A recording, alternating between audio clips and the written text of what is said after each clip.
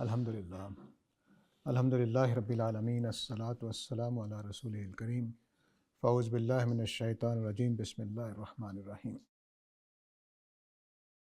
سورہ النساء کی آیت نمبر 7 ہے جو ہم شروع کر رہے ہیں۔ فرمایا اللہ تعالیٰ نے کہ للرجال نصیب مما ترک الوالدان والاقربون وللنساء نصیب مما ترک الوالدان والاقربون مما قل منہ او کثر نصیبا مفروضا۔ والدین اور رشتہ دار جو چھوڑیں اس میں مردوں کا بھی ایک حصہ ہے، اور والدین اور رشتہ دار جو چھوڑیں ان میں عورتوں کا بھی ایک حصہ ہے۔ مما قل منہ او کثر، خواہ وہ جو چھوڑا گیا ہے مال تھوڑا سا ہو یا زیادہ ہو، نصیباً مفروضہ یہ مقرر کردہ فرض کردہ حصہ ہے۔ یہ جملہ سادہ بھی ہو سکتا تھا کہ تمہارے لیے تمہارے ماں باپ کے چھوڑے ہوئے مال میں حصہ ہے، عورتوں کے لیے مردوں کے لیے بھی، لیکن بعض چیزیں رجسٹر کرانے کے لیے، ذہن نشین کروانے کے لیے الگ سے کہنی پڑتی ہیں، تو اس لیے دو جملے الگ بنائے گئے۔ مردوں کا ایک مقرر کردہ حصہ ہے والدین کے چھوڑے ہوئے ترکے میں سے اور رشتہ داروں کے چھوڑے ہوئے ترکے میں سے، اور عورتوں کے لیے الگ سے جملہ بنایا، اور عورتوں کے لیے بھی حصہ ہے جو ان کے والدین نے چھوڑا یا رشتہ داروں نے چھوڑا۔ رشتہ دار جو ہیں وہ والدین تو واضح ہی ہے، رشتہ دار جو ہیں وہ دو طرح کے آگے زیر بحث آ رہے ہیں۔ ایک وہ جن کا جو کلالہ رشتہ ہے، وہ آگے چل کر واضح کروں گا کہ جن کے اولاد نہیں ہوتی، ماں باپ نہیں ہوتے، تو بہن بھائی یا عزیز رشتہ دار بن جاتے ہیں، یا کسی نے وارث بنا دیا، تو یہ دونوں آگے چل کر زیر بحث آئیں گے۔ نصیبن جو ہے وہ دونوں جگہ پہ نکرہ استعمال ہوا ہے، نصیبن عورتوں کے لیے بھی مردوں کے لیے بھی، تو اس کا مطلب ہے کہ آگے جو حصے بنائے جا رہے ہیں وہ الگ الگ ہوں گے، مردوں کے ڈیفرنٹ ہوں گے، عورتوں کے ڈیفرنٹ ہوں گے، دو جگہ پہ ایک جیسے ہیں۔ وہ جب ہم پڑھیں گے تو اس میں عرض کروں گا کہ یہ جو حصے اللہ تعالیٰ نے کیے ہیں یہ جینڈر کی بیس پر نہیں کیے، یعنی مرد عورت ہونے کی بنیاد پر نہیں کیے، لیکن بہرحال ایک خیال کسی کو ہو سکتا ہے کہ اللہ تعالیٰ شاید خواتین کو پسند نہیں کرتے اس لیے اسے کم دیے، ایسا نہیں ہے۔ تو للرجال نصیب تو مردوں کے لیے ایک حصہ ہے، اور وللنساء نصیب عورتوں کے لیے ایک حصہ ہے۔ ما ترک الوالدان والاقربون، تو وارث یعنی جن کے ہم موروث جو کہنا چاہیے، جن کے ہم وارث ہوتے ہیں وہ دو لوگ بنا دیے ہیں، والدین اور رشتہ دار۔ ظاہر ہے کہ رشتہ داروں میں بچے بھی آ جاتے ہیں اور بہن بھائی بھی آ جاتے ہیں، اور کلالہ کی بنیاد پر کسی نے وارث بنا دیا وہ بھی آ جائے گا، تو والدین، بچے اور بہن بھائی، یہ ان کا آگے وراثت میں حصہ تقسیم ہوگا تو پھر واضح ہوگا۔ اللہ تعالیٰ یہ بتا رہے ہیں کہ مما قل منہ او کثر، جائیداد ترکہ جو ہے وہ تھوڑا ہو یا زیادہ ہو، تقسیم ایسے ہی ہوگا۔ کیوں کہ نصیباً مفروضہ، یہ حصے اب اللہ تعالیٰ نے مقرر کر دیے ہیں، فرض کر دیے ہیں، اس میں کوئی کمی بیشی نہیں ہوگی۔ یہ اس لیے ضروری ہے کہ لوگ سمجھتے ہیں تھوڑا سا مال ہے کیا فرق پڑتا ہے، رکھ لیتے ہیں، تو یہ بات ٹھیک نہیں ہے۔ خواہ وہ ایک چمچ ہی کیوں نہ ہو، اس کو اسی طرح سے تقسیم ہوگا۔ ہاں خود چھوڑ دیں لوگ وہ ایک الگ بات ہے، لیکن تقسیم کرنے بیٹھیں گے تقسیم ہوگا۔ تو اب یہاں پر دو باتیں میں نے عرض کر دی، ایک یہ کہ مردوں اور عورتوں کو الگ الگ اللہ تعالیٰ نے الگ انڈیپینڈنٹ جملہ بنایا ہے تاکہ سٹریس واضح رہے کہ اللہ تعالیٰ عورتوں کو حصہ دینا چاہتے ہیں۔ اگر ایک ہی جملے میں ہو جاتا تو اتنا زور نہیں رہنا تھا۔ ایک تو یہ بات ہے۔ دوسری بات میں نے یہ عرض کر دی کہ والدین اور رشتہ داروں کو ہمیں وراثت کا میں شامل کیا گیا ان کی۔ اور تیسری بات میں نے یہ عرض کر دی کہ مال کم ہو یا تھوڑا ہو تقسیم لازماً کیا جائے گا، اور نصیباً مفروضہ جو اللہ تعالیٰ آگے حصے مقرر کر رہے ہیں وہ فرض کردہ ہیں، ان میں تبدیلی نہیں کی جائے گی، وہ ویسے کے ویسے ہی مانے جائیں گے، جو حصہ اللہ نے مقرر کر دیا وہ مانا جائے گا۔ اب یہ بات چونکہ چلی تھی یتیموں کے معاملے سے کہ یتیموں کا معاملہ کیا ہوگا کہ ان کا مال نہ کھایا جائے، مال نہ کھایا جائے، تو اب جب ان کو مال حوالے کرنے کا مسئلہ آ گیا تو فطری سی بات تھی، سوال پیدا ہو گیا کہ कैसे देंगे? मसलन एक आदमी के 6 बच्चे हैं, उसमें 2 बेटियां हैं, 4 बेटे हैं, तो अब कैसे तकसीम होगा? तो उसकी वजह से कानून वरासत दे दिया गया, लेकिन कानून वरासत इस तरह से दिया गया कि हम सब के लिए कानून बन गया। ज़ाहिर है कि यतीमों को उनके बाप की वरासत मिलनी है, तो इस वजह से वरासत का कानून। अब जब तकसीम का मौका आया है तो उस मौके पर कुछ आदाब बताए जा रहे हैं। इज़ा हज़र अलकिस्मत उलुल कुर्बा वल यतामा वल मसाकीन फ़र्ज़ुक़ूहुम मिन्हु। अगर वरासत की तकसीम के मौके पर करीबी रिश्तेदार आ जाएं, यतीम आ जाएं और मसाकीन आ जाएं, तो उनको उसमें से कुछ दे दो। पीछे बताया कि हिस्सा मुकर्रर है, लेकिन अगर तकसीम के मौके पर गरीब रिश्तेदार आ जाएं, यतीम आ जाएं, मस्कीन आ जाएं, तो कुछ ना कुछ उनको देना पड़ेगा। वक़ूलु लहुम कौलन मारूफ़ा, और इस मौके पर उनको डांटना नहीं है, बल्कि भली बात कहनी है उनको। तो 2 काम उनके साथ करने। अब ये नसीबन मफरूज़ा जो है, ये उसके अंदर से इनको क्यों दिया जाए? एक आदमी फौत हो गया है, उसके बच्चों की या उसके वारिसों की अमानत हमारे पास, उसको हम तकसीम कर रहे हैं, और अल्लाह ताला कहते हैं कि तुम इन तीनों में से कोई आ जाए तो उनको दोगे। तो उसकी 2 वजह हैं। आयत नंबर 1 में दोबारा नज़र डालिए तो आपको पता चलेगा कि अल्लाह ताला ने यह कहा है कि हम सारे के सारे नफ्स वाहिदा की औलाद हैं। तो ये तीनों लोग जो आए हैं, गरीब रिश्तेदारों में से कोई, यतीम अजनबी या रिश्तेदारों में से, मस्कीन अजनबी या रिश्तेदारों में से, ये जो भी आए हैं ये उस औलाद आदम से हमारे बहन भाई हैं। ठीक है, एक तो असूल ये है। दूसरा असूल आखिरी सूरतों में जाकर मालूम होगा, सूरह बलद में उसको वतवासो बिलमरहमा के अल्फाज से बयान किया अल्लाह ताला ने, कि जो मोमिन हैं वो अच्छे लोग जो हैं वो सब्र की तलकीन करते हैं और मरहमा की तलकीन करते हैं, शफ़क़त की, मेहरबानी की, हमदर्दी की। तो उसकी वजह से भी यहाँ पर हिस्से बनते हैं कि एक यतीम बच्चा आ गया है, आप जायदाद तकसीम कर रहे हैं तो उसको भी बीच में से कुछ दे दीजिए, और मस्कीन आ गया उसको भी दे दीजिए। तो इस तरह से जो मरहमत है, यानी हमारे अंदर जो मेहरबानी का जज्बा है, तरस का जज्बा है, शफ़क़त का जज्बा है, और हमारा दूर दराज से जो आदम अलैहिस्सलाम के हवाले से रिश्तेदारी कायम है, उसकी वजह से हमें ये दोनों काम करने हैं। तो यहाँ असल ज़ोर पहली आयत के तहत है, ये वाज़ेह रहना चाहिए, क्योंकि मज़मून वहीं से शुरू हुआ है कि यतीमों के साथ हमने क्यों हुस्न सलूक करना है, खा वो अजनबी लोगों के यतीम हों या हमारे अपने बहन भाइयों के बच्चे हों, इसलिए कि वो औलाद आदम हैं, हमारे रहमी रिश्ते में हमसे जुड़ते हैं। तो अब ये 3 लोग जो हैं माशरे में, रिश्तेदार, यतीम और मस्कीन, ये ज़रूरतमंदों की बात है। सारे रिश्तेदार ज़रूरतमंद नहीं होते, लेकिन अगर मिसाल के तौर पर कोई भाई आ गया, कोई इस तरह का आ गया, तो उसको भी तोहफे में कोई चीज़ दे दें तो बुरी बात नहीं है, खा वो खाता पीता हो। लेकिन बहरहाल इसमें फ़ैसला उन्हीं का होगा जो तकसीम कर रहे हैं और जिनके हिस्से हैं। तकसीम करने वाला, मिसाल के तौर पर मैं गया हुआ हूँ तकसीम करने के लिए किसी और का, तो मेरा कोई हक़ नहीं है कि मैं उनमें से दूँ। मुझे अगर देना है तो उनसे पूछ कर देना है। ये ना हो कि मैं अपना आदमी साथ ले जाऊँ और उसको दे दिला के तो हिस्से ख़राब करके आ जाऊँ। नहीं, वो उनके जो हिस्सेदार हैं, जो वारिस हैं, उनके मशवरे से ये होगा। वक़ूलु लहुम कौलन मारूफ़ा, और उनके साथ भली बात करो। ये यतीम आ जाते हैं, इस तरह के गरीब आ जाते हैं तो लोग उनको डांटते हैं।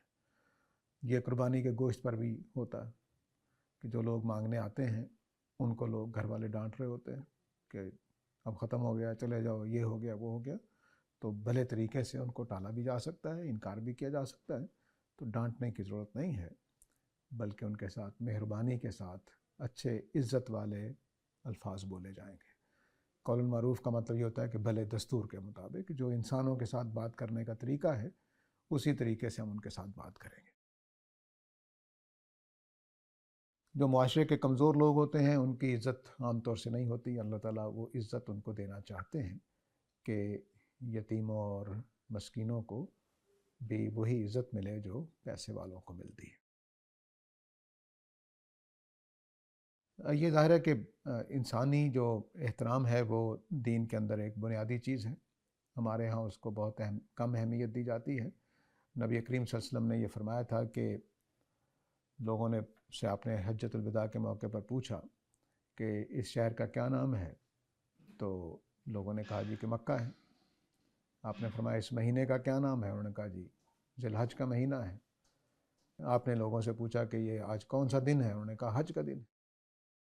تو نبی کریم صلی اللہ علیہ وسلم نے فرمایا کہ جو اس مہینے کی، جو اس شہر کی اور جو اس دن کی اہمیت ہے وہی انسانوں کے جان، مال اور آبرو کی ہے. تو جس نے کسی کے جان، مال یا آبرو کو نقصان پہنچایا تو گویا اس نے ان تین میں سے کسی ایک کی توہین کی ہے، کسی ایک کی بے حرمتی کی ہے. یہ مقام ہے انسانوں کا. اور ہم انسانوں کو ایسے سمجھتے ہیں کہ جیسے کوڑے دان کا کوڑا، جیسے چاہیں بات کر لیتے ہیں، جان تک لینے میں گریز نہیں کرتے، نشے لگانے میں، بری عادتیں لگانے میں، بری حرکتیں کرنے میں، ظلم کرنے میں، پیسہ کھا جانے میں، بے عزتی کرنے میں ہم بڑے آرام سے یہ سب کچھ کر جاتے ہیں. تو فرمایا کہ قولوا لہم قولا معروفا، نہیں، اگرچہ وہ یتیم ہے، مسکین ہے، لیکن ان کے ساتھ بھلے طریقے سے بات کرو. اب یہ ظاہر ہے کہ وہ ادب آداب ہیں جو ہر موقع پر، جب بھی کسی موقع پر یتیم مسکین آنے کا امکان ہو تو ہمیں یہ خیال رکھنا ہے. وَلْيَخْشَ الَّذِينَ لَوْ تَرَكُوا مِنْ خَلْفِهِمْ ذُرِّيَّةً ضِعَافًا خَافُوا عَلَيْهِمْ. اب یہ جو تعلیم ہے یہ پوری بات کے ساتھ بھی جڑی ہوئی ہے، اور یہاں جو یتیموں کے آنے پر، تقسیم کے موقع پر پہلا ذہن ادھر ہی جاتا ہے کہ جب یتیم آ رہے ہیں تو اللہ تعالیٰ کہہ رہے ہیں کہ چاہیے کہ ڈریں وہ لوگ کہ اگر وہ اپنے پیچھے اسی طرح کی کمزور اولاد چھوڑ جاتے تو کیا ان کو ان کے بارے میں اندیشے نہ ہوتے؟ کیا وہ بھی چاہیں گے کہ ان کے بچوں کو اسی طرح سے گالیاں دے کر نکال دیا جائے؟ کیا وہ بھی چاہیں گے کہ ان کا کوئی والی وارث نہ ہو؟ کیا وہ بھی چاہیں گے کہ ان کے یتیموں کا مال کھا لیا جائے؟ ظاہر ہے کہ نہیں چاہتے. تو اس لیے دوسروں کے ساتھ اچھا سلوک کرو تاکہ معاشرے میں ایک اچھی فضا قائم ہو، ایک اچھا رواج بنے، تاکہ کسی کے بھی یتیم کو ستایا نہ جائے، کسی بھی مسکین کو ستایا نہ جائے، نہ ان کا مال کھایا جائے، نہ ان کو ڈانٹا جائے. تو یہ ولیکشا تو چاہیے کہ وہ لوگ جو اس کا امکان ہو کہ اگر اپنے بچوں کو چھوڑ کر چلے جائیں، بچے ابھی کمزور ہوں تو ان کے اوپر ان کو کتنے اندیشے ہوں گے. خاف اللہ کے دو معنی ہیں. ایک یہ کہ ان کے بارے میں برے خیالات آئیں کہ ان کے اوپر بھی اس طرح کا واقعہ نہ ہو جائے کہ وہ کسی کے پاس وراثت کی تقسیم کے موقع پر جائیں اور دھکے دے کر نکال دیے جائیں. ایک تو یہ پہلو ہے. دوسرا اس کا مطلب ہوتا ہے کہ ان کے بارے میں محتاط ہونا، یعنی کہ ہر طرح کی کوشش کر کے برائی سے بچانے کی کوشش جو ہوتی ہے وہ والی احتیاط. تو فرمایا کہ اگر تم بچوں کو چھوڑ جاتے، کمزور بچوں کو، تو کیا تم اس کے بارے میں یہ احتیاط نہ کرتے کہ کہیں وہ اس طرح کی صورتحال کا شکار نہ ہو جائیں. تو اس لیے تمہیں اچھا بننا ہے تاکہ سارے لوگ پھر اس رواج کو اپنا لیں. مجھے یاد ہے کہ ہمارے بچپن میں اس طرح کی بہت ساری چیزوں کا خیال رکھا جاتا تھا، لیکن اب آہستہ آہستہ ہماری ساری جو روایتیں ہیں وہ ٹوٹ پھوٹ گئی ہیں. تو اب ہم کچھ باتیں، کچھ رویے چھوڑ چکے ہیں جو اچھے تھے.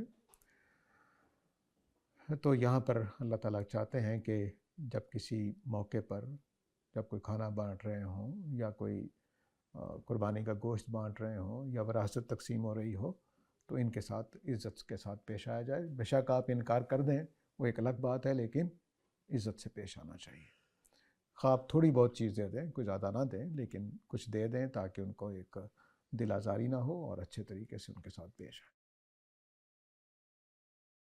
غربت کو اللہ تعالیٰ نے کھانا کھلانا اور اس طرح کی، آگے چل کر ہم جب قرآن کے آخر پہ پہنچیں گے تو اس پر بہت تلقین کی ہے، کیونکہ جو غریب ہیں وہ اللہ تعالیٰ نے اپنے آزمائش کے قاعدے پر ان کو غریب رکھا ہے. وہ خواہ کسی پروپورشن میں اچھے ملکوں میں کم غریب ہوتے ہوں گے، لیکن بہرحال وہاں بھی ہوتے ہیں. تو وہ کسی نہ کسی طریقے سے ہمیں ان کے ساتھ تعاون کا معاملہ کرتے رہنا ہے. خاص طور سے وہ بچے جو کما نہیں سکتے. مسکین وہ آدمی ہوتا ہے جو بے بس ہوتا ہے, کما کھا نہیں سکتا اس طرح سے. تو اس لیے مسکین کا مطلب یہ نہیں ہے کہ صرف غریب نہیں. مسکین کا مطلب ہے کہ وہ محنت بھی کرتا ہے, کام بھی کرتا ہے, لیکن اس کے بس کی بات ہی نہیں ہے زیادہ کما سکنا. تو وہ پھر اس طرح کی چیزوں میں اس کو مسائل ہو جاتے ہیں کہ وہ گھر میں بچے بھوکے بیٹھے ہوئے ہیں, وہ محنت مزدوری کر کے اتنا کما ہی نہیں سکتا. تو یہ لوگ مساکین ہوتے ہیں جن کے پاس راستے بند ہو چکے ہوتے ہیں, لیکن محنت بھی کر رہے ہوتے ہیں, لیکن کھانے پینے میں بس گزارا سا ہو رہا ہوتا ہے. اور رشتہ داروں کا تو ویسے ہی حق اللہ تعالیٰ نے قائم کر رکھا ہے. سورہ نحل میں اللہ تعالیٰ نے بتایا وَإِيتَاءِ ذِي الْقُرْبَىٰ, میں نے حکم دے رکھا ہے کہ رشتہ داروں کو دینا. تو گویا یہ ایک فرض کی نوعیت کی چیز. تو اس موقع پر اب ظاہر ہے کہ یہ اللہ تعالیٰ چاہتے ہیں کہ یتیموں کے معاملے میں بھی تمہیں احتیاط کرنی ہے, اور جو یہ ویسے غریب غربا آ گئے ان کے ساتھ بھی معاملہ اچھا کرنا ہے. ان الذین یاکلون اموال الیتامی ظلما انما یاکلون فی بطونہم نارا, بے شک وہ لوگ جو یتیموں کا مال کھاتے ہیں ظلماً, ناحق, حق مارتے ہوئے, دھوکہ دیتے ہوئے, جیسے جو باتیں پیچھے آ گئی ہیں ان کے کھائے گا. انما یاکلون فی بطونہم نارا, تو وہ بس اپنے پیٹوں میں آگ بھر رہے ہیں. وَسَيَصْلَوْنَ سَعِيرًا, اس لیے بھڑکتی ہوئی آگ میں پڑیں گے. تو وہ لوگ جو یتیموں کا مال ظلم کرتے ہوئے کھا جاتے ہیں. ظلم ہر وہ چیز ظلم ہوتی ہے جو جس میں کسی کا حق مارا جائے, خواہ آپ محبت کے ساتھ سلیقے کے ساتھ حق مار رہے ہوں, بظاہر پردہ پوشی کرتے ہوئے, کسی کو سمجھ نہیں آ رہی حق مارا جا رہا ہے, تو وہ بھی ظلم ہوتا ہے. ظلم کا مطلب یہ نہیں ہوتا کہ زبردستی چھین کر, نہیں, آپ نے طریقے کے ساتھ سلیقے کے ساتھ بھی کھایا ہے, حق مارا ہے, تو وہ ظلم ہو جائے گا. اور اگر آپ زبردستی کر رہے ہیں تو یہ بھی ظلم ہو جائے گا. تو ظلم کا مطلب یہ نہیں ہے کہ اس میں زبردستی چھینا چپٹی ہوتی ہے, نہیں, وہ بھی ظلم ہے جس میں آپ حق ماریں بڑے سلیقے کے ساتھ, پتہ نہ چلے کہ میرا حق مارا گیا ہے اور وہ سارا کچھ کھا گیا ہو, یہ بھی ظلم. تو اس لیے صحیح ترجمہ یہی ہے کہ جس نے ناحق کھایا یا حق مارتے ہوئے کھایا. تو جس نے یتیموں کا مال ان کا حق مارتے ہوئے کھایا تو وہ سمجھ لیجئے کہ اپنے پیٹوں میں آگ بھر رہا ہے. پیٹوں میں آگ بھرنے کا مطلب ہے کہ وہ دوزخ کا سامان پیدا کر رہے ہیں. تو سارے جسم جو ہے وہ اس قابل ہو جائے گا, مال حرام کا کھایا ہوا, کہ سارا ہی جلنے کے لائق ہو جائے گا. اس بات کو بیان کرنے کے لیے یہ بیان کیا گیا. محاورتاً ہے, یا نہیں کہ دنیا میں ان کو تکلیف ہوگی, نہیں, ہو سکتا ہے آرام سے اپنی ساری زندگی گزار جائیں یتیموں کا مال کھاتے ہوئے, لیکن نتیجہ آخرت میں نکلے گا وَسَيَصْلَوْنَ سَعِيرًا, کہ وہ آگ میں پڑیں گے. بھڑکتی, سعیر بھڑکتی آگ کو کہتے ہیں, تو وہ بھڑکتی ہوئی آگ میں پڑیں گے. اس سے اندازہ ہو سکتا ہے کہ یتیموں کا معاملہ کتنا سنگین ہے. میں نے جب یہ آیت نمبر 1 کے بعد آیت نمبر 2 میں وَآتُوا الْيَتَامَىٰ أَمْوَالَهُمْ کی بات کی تھی, تو یہ بتایا تھا کہ اللہ تعالیٰ نے اتنی بڑی تمہید باندھ کر سب سے پہلے جن کا مسئلہ اٹھایا ہے وہ یتیم ہے. تو اس سے اندازہ ہوتا ہے کہ یہ یتیموں کا معاملہ کتنا اہمیت رکھتا ہے اللہ کے نزدیک. اور ظاہر ہے کہ اب اس میں مساکین بھی شامل کر دی اور رشتہ دار بھی, تو یہ سارے شامل ہو کر اللہ تعالیٰ بتا رہے ہیں کہ معاملہ کتنا سنگین ہے. تو اب وہ جو ان کا مال کھائے گا وہ دوزخ میں جائے گا. یہ کبیرہ گناہوں میں سے گویا ہو گیا. اور کبیرہ گناہوں کے بارے میں عرض کر چکا ہوں کہ کبیرہ گناہوں کا مطلب ہے کہ ہمارے بہت زیادہ نیکیاں کھائی جائیں, بہت زیادہ نیکیاں کھائی جائیں. میں یہ عرض کیا کرتا ہوں کہ یہ اکاؤنٹس کی کتاب کی طرح کا معاملہ ہوتا ہے. نیکیاں جو ہیں وہ سمجھ لیجئے کہ انکم ہے آپ کی, اور جو گناہ ہے وہ آپ کا خرچہ ہے. تو ادھر آپ نے نیکی کی, ادھر گناہ کر لیا, تو نیکیاں کھائی گئیں, ختم ہوتی جاتی ہیں. تو اگر کبیرہ گناہ کرتے ہیں تو بہت زیادہ نیکیاں کھائی جاتی ہیں, بہت زیادہ نیکیاں اعمال نامے میں سے ختم ہو جاتی ہیں. تو جو اس طرح کا کام کرے گا وہ ظاہر ہے کہ پھر آگ سے بچنے کا امکان نہیں رہتا اس کے لیے جب کبیرہ گناہ کرتا, کیونکہ ساری ہی نیکیاں کھائی جاتی ہیں. نبی کریم صلی اللہ علیہ وسلم سے ایک موقع پر آپ نے صحابہ سے پوچھا کہ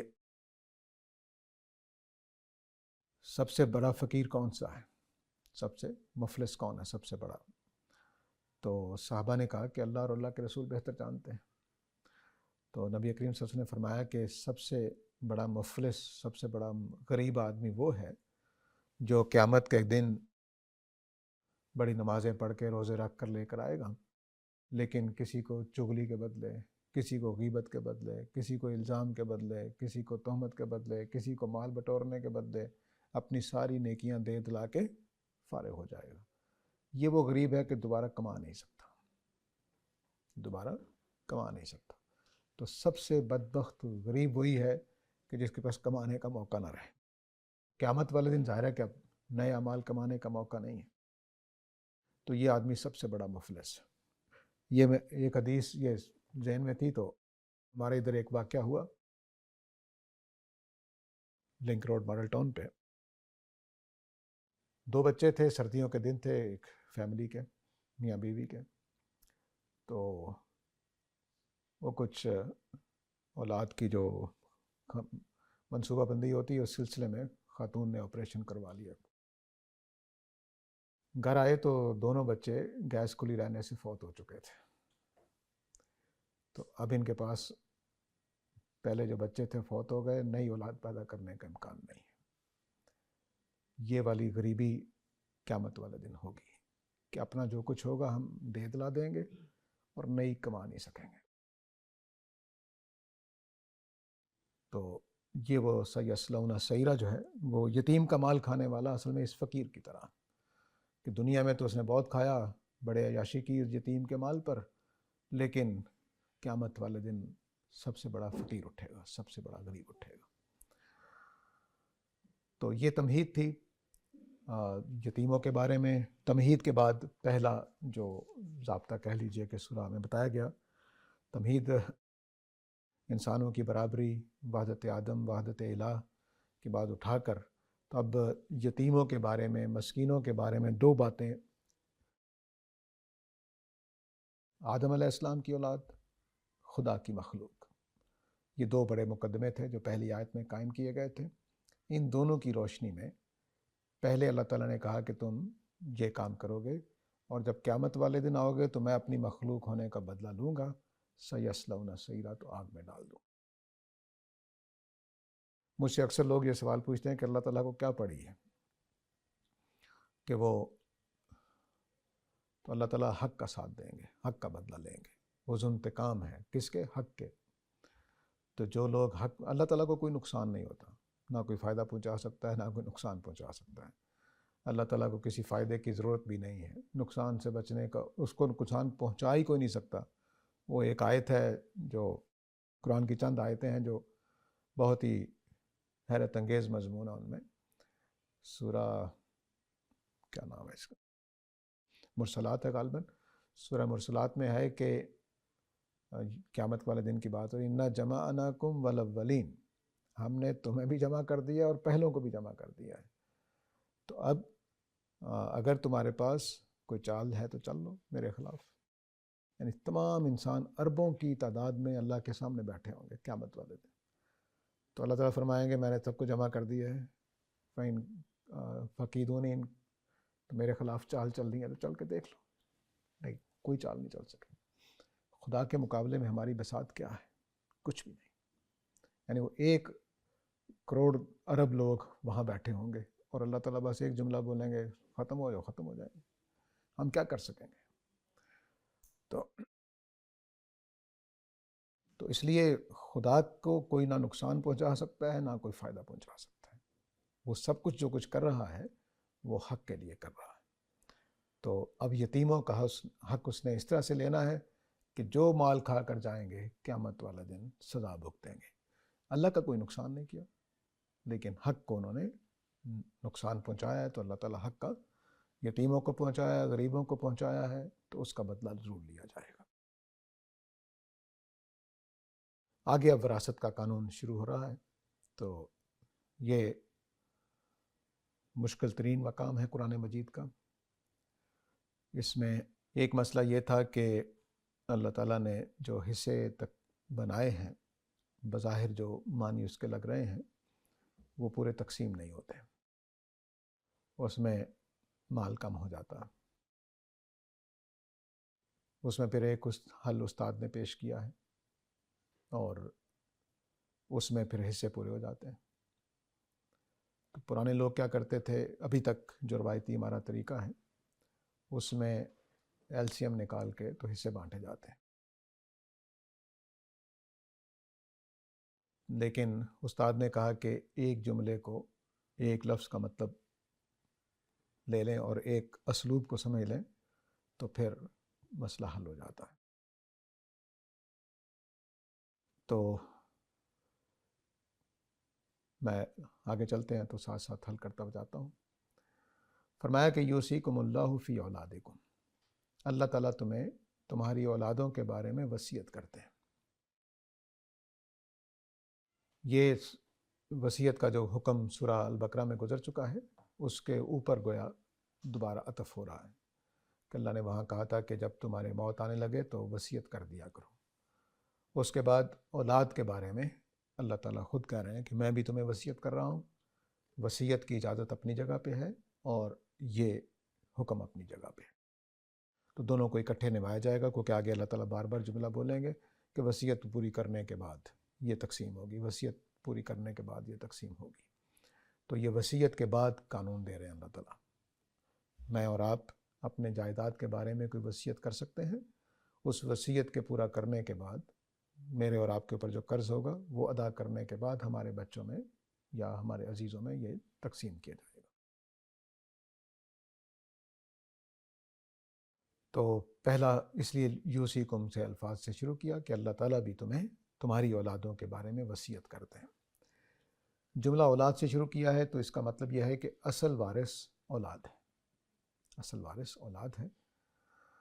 آگے فرمایا للذکر مثل حظ الانثیین، ایک لڑکے کا، بیٹے کا، ایک بیٹے کا حصہ دو بیٹیوں کے برابر ہے۔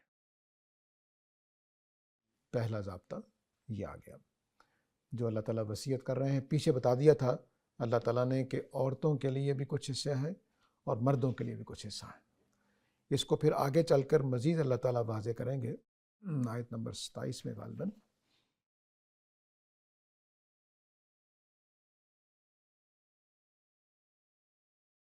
یا آیت نمبر 32 میں، وہاں یہ ضابطہ بیان کیا ہے کہ جو اللہ نے ایک دوسرے کو دے دیا ہے زیادہ اس کے تمنا نہ کریں، یعنی یہ بحث نہیں ہونی چاہیے اللہ کے قانون کے بعد کہ اللہ نے اس کو کم دیا ہے یا اس کو زیادہ دیا ہے۔ وہ وہاں جا کے ہم حکمت دیکھیں گے آیت نمبر 32 میں۔ یہاں صرف اتنی بات کہ قانون اللہ پہ بتایا کہ میں نے حصے مقرر کر رہا ہوں، لیکن عورتوں کے لیے الگ حصہ ہے، مردوں کے لیے الگ حصہ ہے، اتنی بات۔ اب یہاں بچوں کو چونکہ اولاد کے بارے میں وصیت ہو رہی ہے تو یہاں پر سارے مرد اور زیر بحث نہیں ہے، صرف بچے بیٹے کے طور پر اور بیٹی بیٹی کے طور پر زیر بحث ہے۔ تو بیٹے کا حصہ دو بیٹیوں کے برابر ہوگا۔ فَإِن كُنَّ نِسَاءً، اور اگر صرف بیٹیاں ہی ہوں، فوق اثنتین، دو سے زیادہ، اور دو بھی اس میں شامل ہے، دو یا دو سے زیادہ، کیونکہ آگے صرف ایک کا ذکر آیا ہے تو اس کا مطلب ہے کہ دو اور دو سے زیادہ پہلے والے حکم میں آ جائیں گی۔ فَلَهُنَّ ثُلُثُ مَا تَرَكَ، تو ان کے لیے ترکے کا 2/3 ہے۔ اگر دو یا دو سے زیادہ ہیں تو وہ پورے جو بچہ ترکہ ہے اس میں سے 2/3 ان کو دیا جائے گا، ثلثہ، 2/3 دیا جائے گا، یعنی پورے ترکے کو 3 پہ تقسیم کر لیا جائے گا، 2 ان کو دے دی جائے گا، 1 الگ رکھ لیا جائے گا۔ تو یہ کب کی صورت میں ہو گیا؟ جب صرف بچیاں ہیں۔ وَإِن كَانَتْ وَاحِدَةٌ، اور اگر صرف ایک بیٹی ہے، فَلَهَا النِّصْفُ، تو اس کے لیے پورے جائیداد کا آدھا ہے۔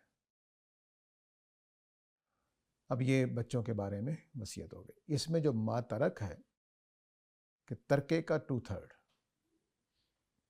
پرانے جو علماء ہیں ہمارے وہ سارے ما ترک پورے ترکے میں سے لے رہے ہیں، ٹھیک، پورے ترکے میں سے لیتے ہیں تو پھر حصے تقسیم نہیں ہوتے، اس لیے پھر ان کو ایل سی ایم نکالنا پڑتا ہے، جزا فکل نکالنا پڑتا ہے۔ اور استاد کہتے ہیں کہ ما ترک کو لے لیں بچے ہوئے کے معنی میں۔ اس کی دلیل ان کے پاس یہ ہے کہ وہ کہہ رہے ہیں کہ آگے جو اسلوب ہے جو والے ابوئی ہی کا جملہ ہے، نصف کے بعد جو لکھا ہوا ہے، اس کا جملہ تقاضا کر رہا ہے کہ وہ جملہ ایسا بول رہا ہے کہ یہ بچوں کے لیے آپ مٹھائی لے جائیں، 2 لڈو سارے بچوں کو دینے ہیں، اگر والدین ہوں تو 4 ان کو دے دیجئے۔ تو اب وہ کہہ رہے ہیں کہ 4 ان کو دینے ہیں تو 2 کیسے پورے آئیں گے، تو پہلے ماں باپ کو دے لیے جائیں پھر دیا جائے گا، کیونکہ جملے کا مطلب یہی ہے کہ یہ مٹھائی میں آپ کو بچوں کے لیے دے رہا ہوں، اگر والدین ہو تو 4 لڈو ان کو دے دیجیے، اب باقی جو بچے گی وہ تقسیم ہوگی، اس طرح سے وہ کہہ رہے ہیں۔ تو یہ اسلوب اور ما ترک کے اندر وہ یہ مفہوم لے رہے ہیں۔ یہی ما ترک ہے جو سارا مسئلہ پیدا کرتا ہے، باقی ما ترک مسئلہ پیدا نہیں کرتے، کیونکہ ابھی یہاں دیکھ لیجئے کہ 2/3 دے دیا آپ نے بچیوں کو، 2/3، اور اگر ان کا میاں ہے آگے چل کر ماں باپ ہیں تو دونوں کو 1/3 مل جائے گا، اور اگر اس مرنے والے کا میاں ہو یا بیوی ہو تو پیسے نہیں ہوں گے۔ یعنی 2 بیٹیاں ہیں، ماں باپ ہیں اور ایک شوہر ہے، 2 بیٹیاں، ماں باپ اور شوہر ہو تو حصے پورے نہیں ہوتے ہیں، ٹھیک ہے؟ کیونکہ 2/3 تو آپ نے بچیوں کو دے دیا، 1/3 آپ نے ماں باپ کو دے دیا، اور شوہر ہے بیوی ہے اگر تو پیسے نہیں بچتے، تو پھر وہ کیا کرتے ہیں، السیم نکالتے ہیں، سب کے حصے نکال کے برابر کر دیتے ہیں۔ استاد کہتے ہیں کہ ما ترک کو بچے ہوئے کے معنی میں لے لیں، یعنی کہ بچے ہوئے کے معنی لے لیں، اسلوب کے مطابق ان کو بچے ہوئے میں سے ملنا چاہیے۔ ایک تیسرا حل بھی ہے، وہ یہ کہ فَإِن كُنَّ نِسَاءً فَوْقَ اثْنَتَيْنِ، یہ والے جملے کو آپ بالکل بچوں کے لیے جملہ اور والے ابویہ کو الگ مان لیں۔ یعنی اس کا مطلب یہ ہوا کہ اگر آپ کے مکس اولاد ہے تو ان کو بیٹے کو دگنا ملے گا اپنی بہن کے مقابلے میں، اور اگر صرف بچیاں ہی ہوں، نہ والدین ہوں، نہ شوہر اور یا بیوی ہو، صرف بچیاں ہی ہوں تو ان کے لیے یہ حصہ ہے، ٹھیک ہے؟ اس کا قرینہ کیا ہے؟ وہ قرینہ یہ ہے کہ اگلے جملے کو آپ دیکھیے، وَلِأَبْوَيْهِ لِكُلِّ وَاحِدٍ مِّنْهُمَا السُّدُسُ مِمَّا تَرَكَ إِن كَانَ لَهُ وَلَدٌ۔ بچوں کو تقسیم کرتے کرتے اگر یہ کہا جائے کہ اگر آپ یہ مٹھائی بچوں کی ہے اور اگر والدین ہوں تو 2 لڈو ان کو دے دیجیے گا، اگر اولاد نہ ہو تو یہ جملہ نہیں بولا جا سکتا، کیونکہ اولاد پر تو پہلے ہی تقسیم ہو رہی ہے، یہ مٹھائی بچوں کے لیے لے جائیں، اگر ماں باپ ہوں اور ان کے بچے ہوں تو 2 لڈو ان کو دے دیجیے، بچوں کی بات تو ہو رہی ہے، تو یہ جملہ بولنا نہیں چاہیے۔ تو اس لیے یہ جو جملہ ہے بیچ میں کہ صرف ایک کیس ایسا ہے کہ جس میں صرف بچیاں ہوں، نہ والدین ہوں، نہ شوہر یا بیوی ہو میت کی، تو پھر یہ حصہ تقسیم ہوگا۔ اگلے سارے حصوں میں پھر کوئی مسئلہ پیدا نہیں ہوتا، ٹھیک ہے؟ تو آگے چلتے ہیں، یا مشکل یہی تھی، باقی سارا قانون بہت صاف ہے۔ ما ترک، پہلا ما ترک جو ہے فَلَهُنَّ ثُلُثُ مَا تَرَكَ، یہ سارے مسئلے پیدا کرتا ہے، تو اس کو یا ما باقیہ کے معنی میں لے لیں، اضافت کے بعد ثُلُثَ مَا تَرَكَ کہ جو بچا ہوا ہے اس کا 2/3، یہ ما باقیہ کے معنی میں لینا مشکل ہے، لیکن بہرحال یہ ایک حل ہے، تینوں میں نے آرا بتا دیں، باقی اللہ تعالیٰ بہتر جانتے ہیں۔ آگے چلتے ہیں، وَلِأَبْوَيْهِ لِكُلِّ وَاحِدٍ مِّنْهُمَا السُّدُسُ مِمَّا تَرَكَ إِن كَانَ لَهُ وَلَدٌ، اگر مرنے والے کی اولاد ہے تو پھر دونوں ماں باپ کے لیے ہر ایک کے لیے 1/6 اب یہاں پر جینڈر کا اصول ٹوٹ گیا، یعنی ماں کے لیے بھی 1/6 اور باپ کے لیے بھی 1/6۔ اگر عورت کی بنا پر فیصلہ ہوتا تو یہاں ماں کا کم ہونا چاہیے تھا، اس آگے چل کر ایک اور جگہ پر برابر کیا، تو خدا کے پیش نظر کوئی اور مقصد ہے، عورت ہونا یا مرد ہونا پیش نظر نہیں ہے، لیکن بات تو ایسی کی جائے گی کہ بچوں کو اتنا دے دیں اور بیٹیوں کو اتنا دے دیں، تو یہاں فرمایا لِكُلِّ وَاحِدٍ مِّنْهُمَا السُّدُسُ، دونوں یعنی ماں باپ میں سے دونوں کے لیے 1/6 ہوگا،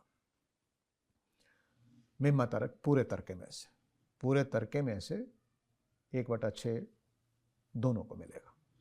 میت کے اگر اولاد ہے تو پھر یہ ہوگا، فَإِن لَمْ يَكُنْ لَهُ وَلَدٌ، اور اگر اس کی کوئی اولاد نہیں ہے فوارثہ ابواہ، تو پھر ساری جائیداد کے وارث ماں باپ ہیں۔ اگر اولاد ہے اور ماں باپ بھی ہیں تو ماں باپ کو 1/6 ملے گا دونوں کو، اور اگر اولاد نہیں ہے تو سارے ترکے کے وارث ماں باپ ہیں۔ فال امہ الثلث، اب پھر ماں کو 1/3 دے دیا اور باپ کو 2/3 دے دیا۔ تو جب یہ جملہ بولا جائے کہ وارث والدین ہیں، ماں کو 1/3 دے دو تو باقی خود بخود والد کی طرف چلا جائے گا۔ تو یہاں پر پھر فرق آ گیا ہے۔ وہ جو پیچھے شروع میں بتایا تھا کہ ان کے لیے الگ حصہ ہے، ان کے لیے الگ حصہ ہے، تو اس کو اب دیکھیے کہ کس طرح سے اللہ تعالیٰ واضح کرتے چلے جا رہے ہیں۔ ایک جگہ برابر ہے لیکن ابھی 2 جگہوں پہ اللہ نے فرق کر دیا ہے۔ بچے ہوں اور ماں باپ ہوں تو ماں باپ کا برابر ہے، بچے نہ ہوں تو پوری جائیداد کے وارث والدین ہیں۔ اب ماں کو اپنے شوہر کے مقابلے میں آدھا ملے گا، ٹھیک ہے، اس کے لیے 2/3، اس کے لیے 1/3۔ فَإِنْ كَانَ لَهُ إِخْوَةٌ، اور اگر مرنے والے کے اولاد نہیں ہے لیکن بہن بھائی ہیں۔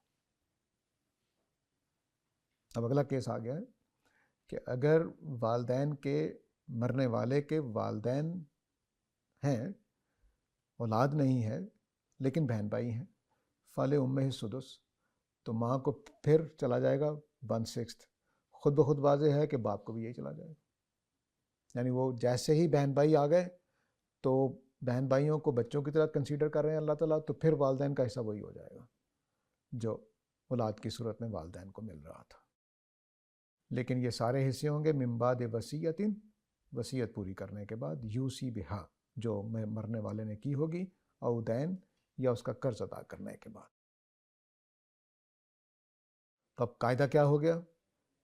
پہلا قاعدہ یہ ہو گیا کہ لڑکوں کا بیٹے کا حصہ بیٹی کے مقابلے میں ڈبل ہے، پہلا قاعدہ۔ دوسرا قاعدہ یہ کہ اگر بیٹیاں ہوں صرف اور 2 یا 2 سے زیادہ ہوں تو ان کو 2/3 پورا ملے گا، باقی الگ رکھ لی جائے گا، اس کا کوئی ضابطہ معلوم نہیں۔ اور اگر ایک ہی بیٹی ہے تو اس کو آدھا ملے گا پوری جائیداد میں سے۔ تو یہ کیس یہاں پہ ختم ہو گیا، مکمل ہو گیا۔ ہمارا ٹائم ہونے والا ہے تو یہ تو چلیے یہاں پر روک لیتے ہیں۔